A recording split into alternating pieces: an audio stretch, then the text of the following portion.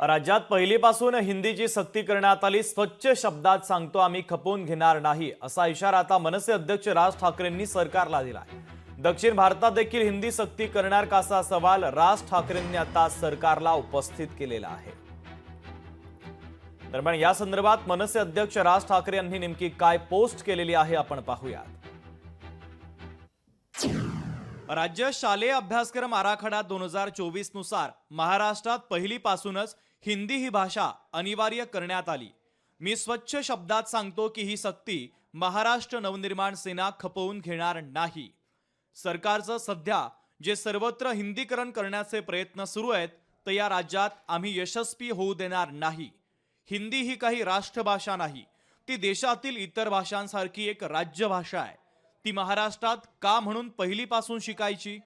आम्ही हिंदू आहोत पण हिंदी नाही आहोत। महाराष्ट्रावर हिंदी करण्याचा मुलामा द्यायचा प्रयत्न कराल तर महाराष्ट्रात संघर्ष अटळ आहे।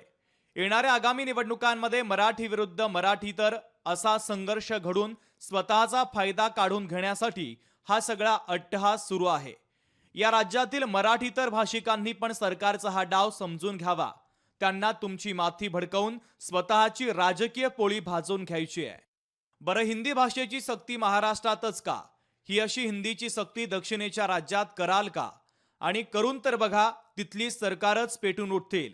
इथलं राज्यातील सरकार आणि त्यातील घटक पक्ष निमूटपणे हे सगळं खपवून घेतात, म्हणून इथे ही सक्ती केली जाते।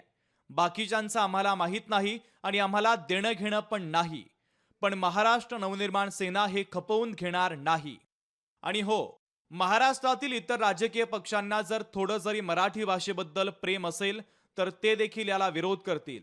आज भाषा सक्ती करतायत, उद्या इतर सक्तीचे फतवे काढतील। म्हातारी मेल्याचं दुःख नाही, पण काळ सोकावतोय। आपला नम्र राज ठाकरे।